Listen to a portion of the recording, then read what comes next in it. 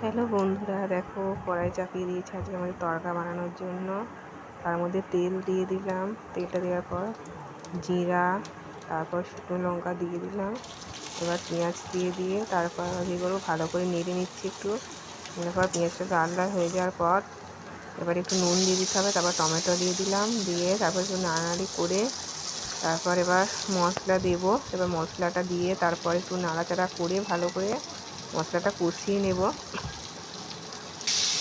মশলাটা আবার একটু দিয়ে দিলাম, দিয়ে ভালো করে কষিয়ে নেব। হলুদ গুঁড়ো, এবার জিরে গুঁড়ো সব দেবো, জল দেবো, দিয়ে এবার দেওয়া হয়ে যাওয়ার পর একটু নাড়িয়ে কাঁচা লঙ্কাগুলো দিয়ে দিলাম।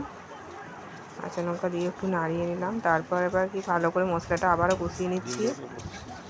নেওয়ার পর এবার আমরা ডিমটা ফাটিয়ে দেব।